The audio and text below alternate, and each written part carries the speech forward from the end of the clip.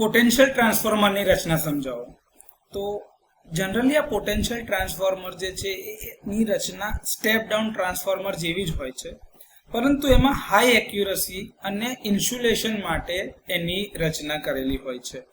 આમાં core eddy current losses ઘટાડવા માટે અને કોર લોસીસ ઓછા કરવા માટે લેમિનેટેડ કરેલા સિલિકોન સ્ટીલ અથવા તો એની શીટ્સ વાપરવામાં આવે છે. કોર લોસ ઓછા કરવા માટે આ લેમિનેશનને પાતળા એટલે કે નાના નાના થીન સ્ટેમ્પિંગ્સ બનાવવામાં આવે છે અને એકબીજાથી ઇન્સ્યુલેટ કરેલા હોય છે. વધુ સારા ઇન્સ્યુલેશન અને મિકેનિકલ સ્ટ્રેન્થ માટે સામાન્ય રીતે આ જે કોર બનાવવામાં આવે છે શેલ પ્રકારનો હોય છે. Primary winding system high voltage side પર લગાડવામાં આવે છે કે જ્યાં આગળ તમારા 33 kV, 66 kV, 132 kV, 220 kV એવા ઊંચા વોલ્ટેજ હોય છે. પાવર ટ્રાન્સફોર્મરની તુલનામાં એની અંદર ઓછા આટા હોય છે, એટલે કે નંબર ઓફ ટર્ન્સ ઓછા હોય છે, પરંતુ હાઈ વોલ્ટેજ સાથે જાડા ઇન્સ્યુલેશનનો ઉપયોગ કરવામાં આવે છે. સેકન્ડરી વાઇન્ડિંગની સાથે મીટર, રિલે અને બીજા સાધનો જોડાયેલા હોય છે અને સામાન્ય રીતે તેમાં ઓછા રેઝિસ્ટન્સ સાથે વધુ સારી ચોકસાઈ માટે એના વાઇન્ડિંગ જે છે કોપરમાંથી બનાવવામાં આવે છે અને એ વાઇન્ડિંગ છે 110 વોલ્ટ માટે ડિઝાઇન કરેલું હોય છે. પેપર, એનેમલ અને ઇપોક્સી જેવા હાઈ ગ્રેડ ઇન્સ્યુલેશન મટીરિયલનો આમાં ઉપયોગ કરવામાં આવે છે અને એક્સ્ટ્રા હાઈ વોલ્ટેજ સિસ્ટમ માટે પોટેન્શિયલ ટ્રાન્સફોર્મરમાં ઓઇલ અથવા તો SF6 ગેસનો ઇન્સ્યુલેશન તરીકે ઉપયોગ કરવામાં આવે છે. કોર, વાઇન્ડિંગ અને ટેન્ક વચ્ચે યોગ્ય ક્રીપેજ ડિસ્ટન્સ જાળવવામાં આવે છે અને ઇન્સ્યુલેશન પણ જાળવવામાં આવે છે, જેથી કરીને શોર્ટ સર્કિટ અથવા તો કોઈ પણ પ્રકારની અઘટિત ઘટના ના ઘટાય એના માટે એની ધ્યાન રાખવામાં આવે છે.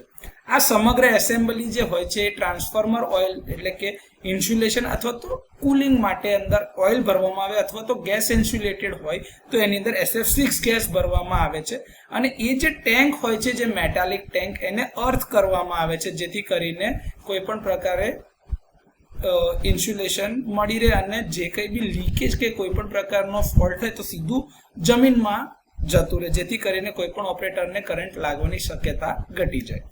પ્રાઇમરી ટર્મિનલ બુશિંગ પ્રકારના હોય છે, જેમાં HV ને હેન્ડલ કરવા માટે ઉચ્ચ ઇન્સ્યુલેશન આપવામાં આવે છે. સાધનોની સાથે જોડાણ માટે સેકન્ડરી ટર્મિનલને એક અલગ શિલ્ડેડ ટર્મિનલ બોક્સમાં બહાર કાઢવામાં આવે છે. આ આકૃતિ જે છે આ ફિગર એ મેં ગૂગલ ઇમેજીસ પરથી જ લીધી છે કે જ્યાં કોઈ બ્રોશરમાં તો કોઈ કંપનીનું આ ઇમેજ હોઈ શકે છે જેમાંથી આપણે લીધેલી છે. મને એની લિંક ખબર નથી એટલે મેં આગળ સાઇટેશનમાં લીધું નથી, પરંતુ આ તમને કહી રાખું કે આ ફિગર મેં ત્યાંથી જ ડાયરેક્ટ લીધેલી છે.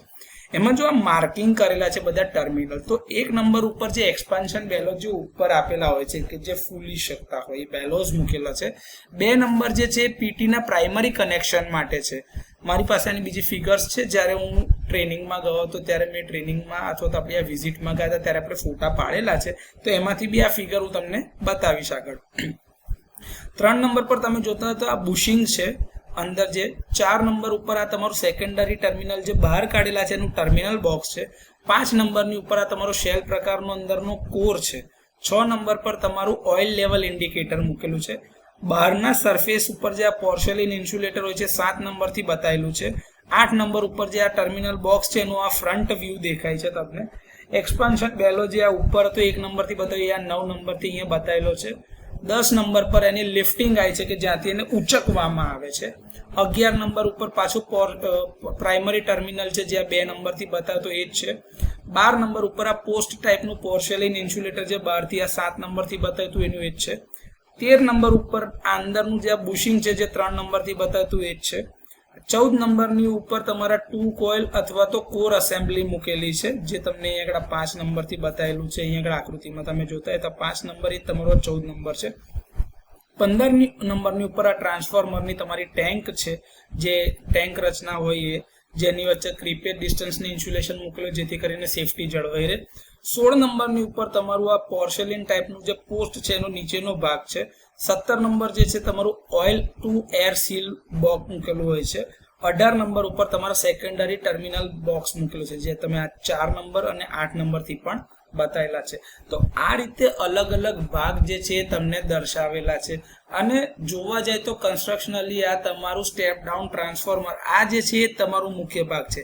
આ તમારું ઇન્સ્યુલેટર છે જે તમારા પ્રાઇમરી પાર્ટ જે હાઈ વોલ્ટેજ સિસ્ટમથી લો વોલ્ટેજ સિસ્ટમને આઇસોલેટ કરે છે અથવા તો છૂટું પાડે છે. એના વચ્ચેનું આ ઇન્સ્યુલેશન જ મૂકેલું છે અને અહીંયા આગળથી આ ટર્મિનલ પ્રાઇમરીમાં જાય છે અને પછી ત્યાંથી સેકન્ડરીમાં સ્ટેપ ડાઉન થાય છે.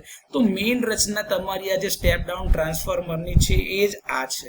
તો પોટેન્શિયલ ટ્રાન્સફોર્મરની રચના સ્ટેપ ડાઉન પ્રકારના ટ્રાન્સફોર્મર જેવી જ હોય છે.